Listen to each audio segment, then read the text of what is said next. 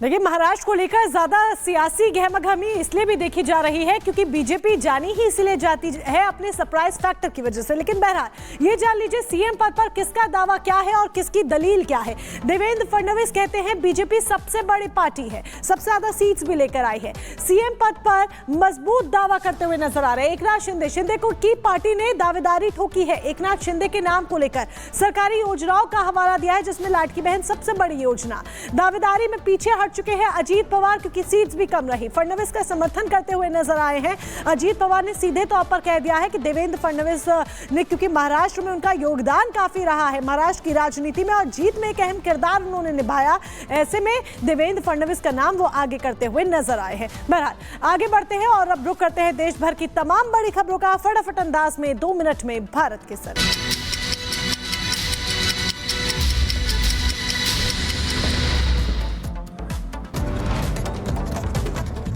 मुंबई के कल्याण में vertex society में 15वीं मंजिल पर लगी भीषण आग। फायर ब्रिगेड की 5 गाड़ियां मौके पर मौजूद, 5 से 7 लोगों को निकाला गया सुरक्षित। हिमाचल में कुल्लू के पहाड़ों में लगी भीषण आग। बड़ा भूई पंचायत के जंगल में आग से दहशत, आग पर काबू पाने की कोशिश जारी। गाजियाबाद के मसूरी इलाके में हाईवे पर चलती हुई कार में लगी आग। चालक ने कूदकर बचाई अपनी जान, कुछ ही सेकंड में कार जलकर हुई राख। गाजियाबाद के राजनगर एक्सटेंशन में एक सोसाइटी के फ्लैट में लगी आग। एसी के आउटर में लगी आग, स्थानीय लोगों ने आग पर काबू पाया।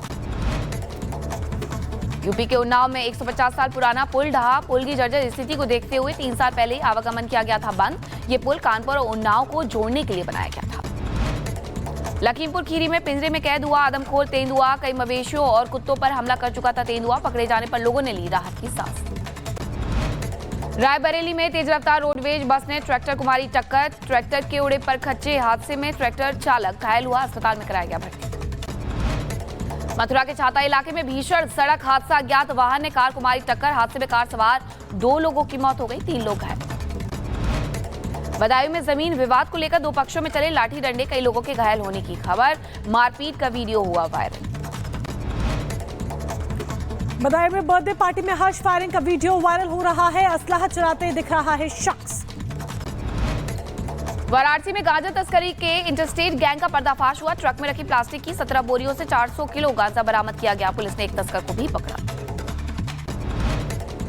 उत्तर प्रदेश के मऊ में पत्नी के शव को ठेले पर लेकर ढोता रहा पति। पैसे के अभाव में एम्बुलेंस की व्यवस्था न होने पर लोगों से लगाई मदद की गुहार, कोई नहीं सुना।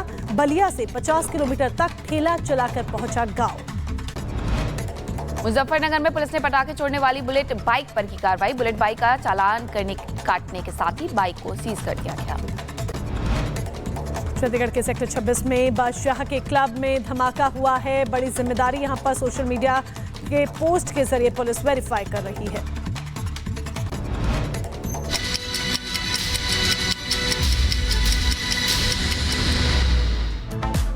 पुलिस के द्वारा एफआईआर दर्ज की गई है। अब इस पूरे मामले में जो खुलासे हो रहे हैं वो ये कहते हैं कि ये हिंसा पूर्व नियोजित थी, जिसके तहत वहां पर भीड़ इकट्ठा हुई। सीधे तौर पर मीनाक्षी बिल्कुल ये दर्शाता है कि पूर्व नियोजित थी, यानी कि प्री प्लान थी ये हिंसा। और किस तरह के प्रूफ पुलिस के हाथ लगे हैं, क्या क्या वो ऐसे नमूने, क्या क्या ऐसे प्रूफ पुलिस के हाथ आए हैं जो सीधे तौर पर ये दर्शाते हैं, इस रिपोर्ट के जरिए देखिए।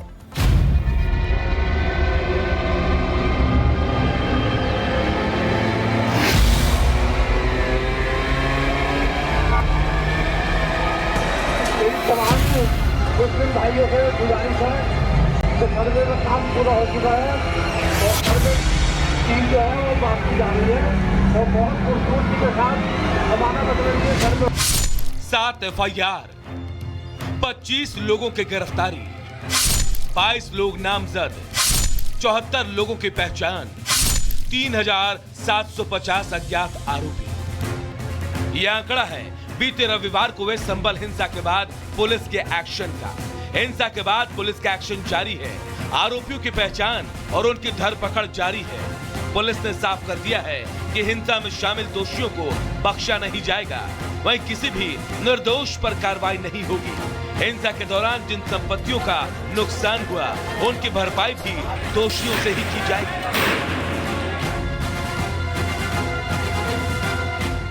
और निष्पक्ष रूप से जो भी दोषी हैं उनके खिलाफ कार्रवाई की जाएगी। सीसीटीवी फुटेजेस कलेक्ट किए गए हैं। मैं आमजन से भी अनुरोध करता हूं कि आपको भी अगर कोई घटना का कोई भी फुटेज मिलता है पुलिस के साथ शेयर करिए, लेकिन जितने भी फुटेज हमें मिले हैं उन सबको प्रोसेस किया जा रहा है। प्रॉपर आइडेंटिफिकेशन के बाद ही गिरफ्तारियां हैं वो की जाएंगी और कोई भी निर्दोष है वो जेल नहीं जाएगा, लेकिन जिसने भी हाथ में पत्थर उठाया है और वो फुटेज में है उस व्यक्ति को 100% है उसके खिलाफ कार्रवाई है वो अनशुल्क की। वहीं पूरे मामले में मुरादाबाद के कमिश्नर आंजनेय कुमार सिंह ने भी मोर्चा संभाला। उन्होंने बताया कि संभल में हालात अब काबू में है, हालांकि कुछ बाहरी लोग अब भी हिंसा भड़काने की कोशिश कर रहे हैं। माहौल को बेहतर बनाने की कोशिश की जा रही है। वहीं उन्होंने लोगों से अपील करते हुए कहा कि किसी भी अफवाह पर ध्यान न दे, बिना वेरिफिकेशन के कोई बात न माने।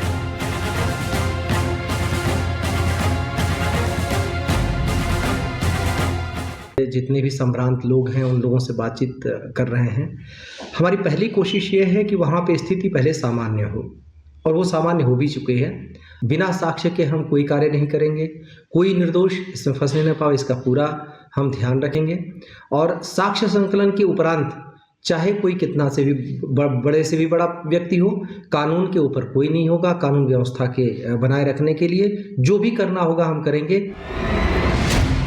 पुलिस का दावा है कि पूरी हिंसा सुनियोजित थी।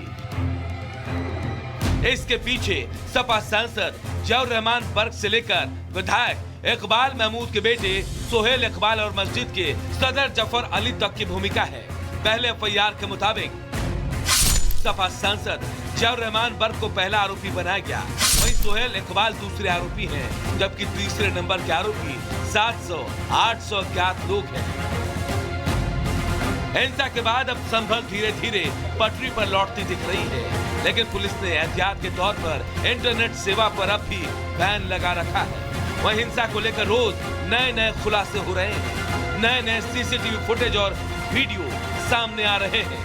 हिंसा के लिए बेशक उकसावे के परिणाम का दावा किया जा रहा हो, लेकिन जमा हुई भीड़ की तस्वीरें कुछ सीसीटीवी कैमरे में कैद हुई, जिसमें किसी हिंसा से पहले की तैयारी साफ नजर आ रही है। फुटेज में साफ दिख रहा है कि उपद्रवियों ने न केवल सीसीटीवी कैमरे को तोड़ा, बल्कि अपने चेहरे को छुपाने के लिए नकाब लगाकर जमा हुए। हालांकि उपद्रवियों के हमले से कुछ सीसीटीवी कैमरे सुरक्षित रह गए और इन्हीं की फुटेज उनके गले की फांस बन गई है। वहीं कुछ ड्रोन से ली गई तस्वीरें भी सामने आई, जिसमें दिख रहा है कि हिंसा वाले दिन कैसे छतों पर पत्थर इकट्ठा किए गए। बवाल थमने के बाद भी अब भी संभल के कई मोहल्ले सूने पड़े, बल्कि यहाँ के घरों से लोग फरार हो चुके हैं। हिंसा और बवाल ने पूरे शहर को झकझोर दिया है। अब धीरे धीरे जनजीवन सामान्य हो रहा है। हालांकि लोग अभी भी डर और दहशत के माहौल में हैं। प्रशासन और पुलिस के प्रयासों से शांति बहाल की जा रही है, लेकिन लोगों के दिलों में जो भय और चिंता घर कर गई है, उसे दूर करने में थोड़ा वक्त तो लगेगा ही। Bureau report, republic Bharat.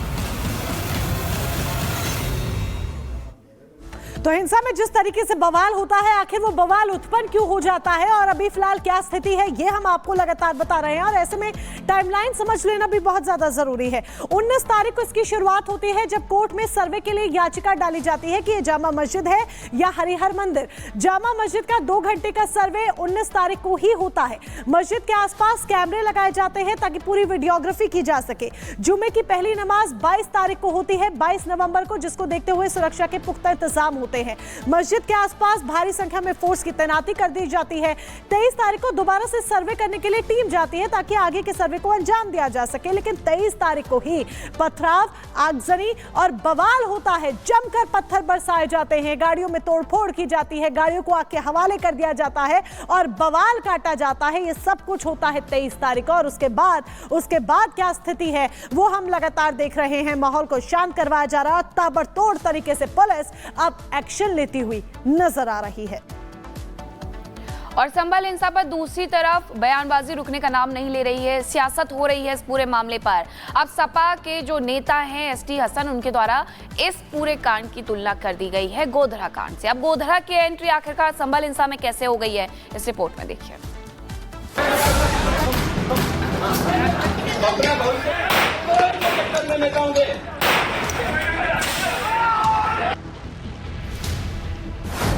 संभल हिंसा में गोधरा की एंट्री। क्या संभल हिंसा पर डाला जा रहा है झूठ का पर्दा? क्या संभल के दंगाइयों को पीड़ित बताने की कोशिश हो रही है?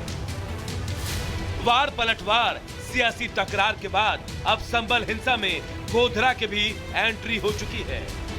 सपा के तमाम नेता एक ही बोली बोल रहे हैं। पहले आप सपा नेता एसटी हसन का यह बयान सुनिए। गोधरा में क्या हुआ था ये सबको पता है, और गोधरा के बाद ही गुजरात में बीजेपी बहुत स्ट्रांग हो गई थी। उसके लिए भी लोग क्या क्या कहते हैं कि वो हुआ नहीं था, कराया गया था। तो हो सकता है गोधरा जैसी साजिश यहाँ भी कर रहे हैं। सुना आपने सपा नेता एसटी हसन क्या कह रहे हैं। संभल की साजिश में गोधरा की एंट्री कराकर कैसे घालमेल की कोशिश कर रहे हैं। सपा नेता का यह बयान बताता है कि मुस्लिम तुष्टीकरण के लिए सपा किसी भी हद तक जा सकती है, बेशर्मी की सभी हदें पार कर सकती है। आखिर संभल हिंसा में गोधरा का जिक्र कर एसटी हसन क्या साबित करना चाहते हैं? संभल हिंसा के तमाम सबूत बता रहे हैं कि कैसे हिंसा को भड़काने के लिए झूठी खबरें फैलाई गई, घरों की छतों पर पत्थर जमा किए गए और पुलिस प्रशासन को घेर कर लहूलुहान किया गया। लेकिन दंगाइयों के खिलाफ बोलने के बदले सपा नेता पुलिस प्रशासन और सरकार के खिलाफ ही जहर उगल रहे हैं। दंगाइयों को पीड़ित बताने की कोशिश कर रहे हैं।